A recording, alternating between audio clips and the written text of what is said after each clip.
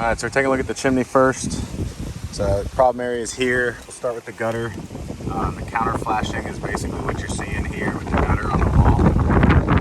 If you used a black caulk, I'd recommend using a white one because it'll eventually get sun damaged. So polyurethane is what we recommend here.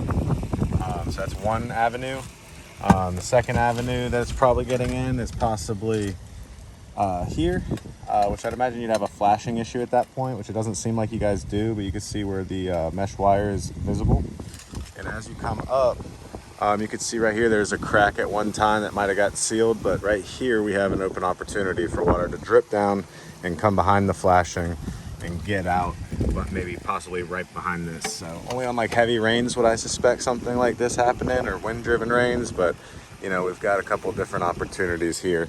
So look to seal all these up. Make sure that that thing does kick out here at the end, because it looks like it comes out, but has a possible opportunity to go here behind. So we can discuss these options with the flashing. Your profile, as you can see without my shadow getting in the way, is not mortared into the wall except up here at the top. So we are going to have a change in profile, and this is possibly going to show the chimney color before, or you know, stucco chips or whatever. So these are the types of things that we just want to make you aware of and come up with a plan, or at least give you guys a good prep before it happens. So the chimney cap, you can see some rust. Doesn't mean it has to be replaced, but it's an option where you can seal it as well. So over here, look to check these same things.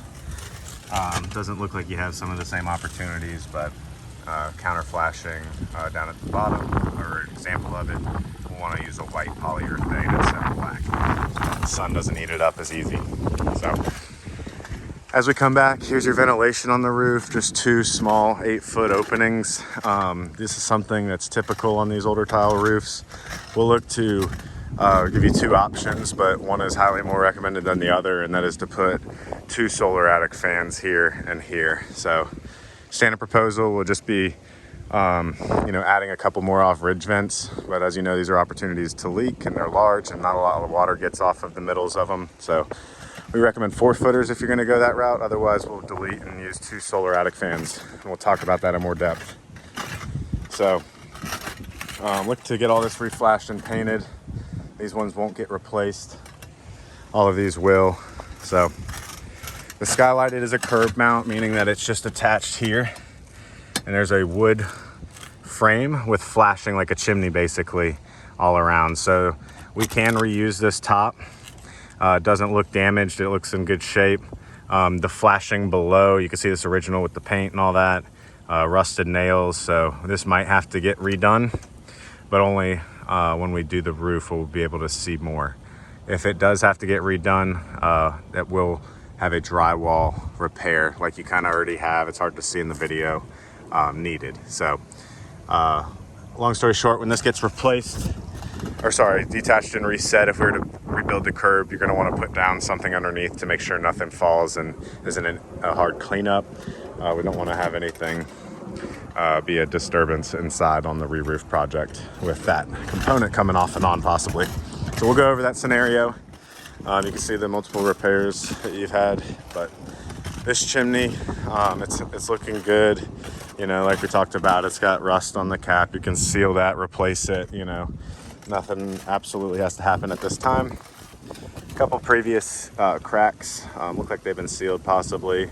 The tile does come up on the mortar right here, so probably more issues to come. So definitely going to prepare for stucco patches or replacements, or you know, we can go over those options, but that's how your chimney looks. No major issues on this one, but just opportunities for change in profile afterwards. So the last thing I'm going to show you guys really is just your roof to sidewall connections up here in the front. Just bear with me as I walk down. So you've got multiple avenues like this.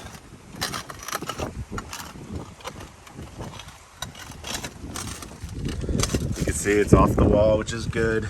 Up here, you're probably going to have to add new flashing. There's possible wood rot. And wood rot's something we'll talk about in depth. You have a very large profile on your fascia.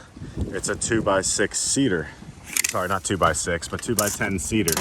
So you can see here and here, it's pretty thick. We just recently bought these boards from Tibbetts Lumber and it was quite expensive. So this will be a market price, cost plus item, and we will not care at all if you want to purchase these boards beforehand and even paint them white before we install them, because these boards are ridiculous prices right now and we're not here to make money on wood rot. It's just something that slows us down. We have to replace it per code, and we're here to just give you this option. So your situation is unlike most, where you have 2x10 fascia, that's cedar. It's really expensive right now. So we'll go over a recent scenario that came up with the homeowner with a little bit larger fascia than this, but it's still gonna be very relevant to your case. So right here, same thing, possible flashing replacement back here. This one looks like it was cut back a good ways, so no wood rot, it's looking present. All of your gutters, you can see, are able to be just detached and reset. There's a screw back underneath there, but they really don't have to because they're not fastened through this drip edge. So if there was any that are fastened through, then we will have to just detach and reset, but nothing's gonna physically come down. And on this run and a few others, it looks like it's not gonna be in the way of the drip edge. So there's possible scenarios. Wall flashings, I want to show you a couple more, but they're all relatively the same. So you have some Waka-Flex here is what they call it. So when we take that out and do it properly, it could need some paint. So just things that aren't necessarily thought of at first, but definitely will come up. So we're just gonna be upfront about these and make sure that everybody's aware of what can happen. So we got a couple more spots like this over here. Same thing over here. You've got a profile up against the wall over there though. Might have some profile change up here in the front, which would require house paint, not white paint. And over here looks like it was a problem before, multiple repairs. They've done some sort of flashing to push it out and around this dead valley is what this is called. We'll have to put a modified bitumen here. Probably reflash this because this profile runs up to this board awkwardly, similar to your neighbor that we're doing across the road or across the lake, but we want to put some flashing that wraps all the way around. So doesn't look like these gutters are in the way either. As you see, it's below the drip edge, but anything that is in the way we'll have to detach and reset. So you look like you have possible stucco issues back behind here once we open everything up, but it's the same as everywhere else on these front areas like this. So that's about it. Couple chimneys to recap, stucco changes, issues, skylight, it looks like it can be reused. The curb might have to be rebuilt, which is possible. Drywall issues like you already have up at the top corner, and then the ventilation should definitely change. In my opinion, a solar attic fan or 2 solar attic fans, or at least adding more off-ridge vents, but those are more of a leak hazard. So that's a summary of your system.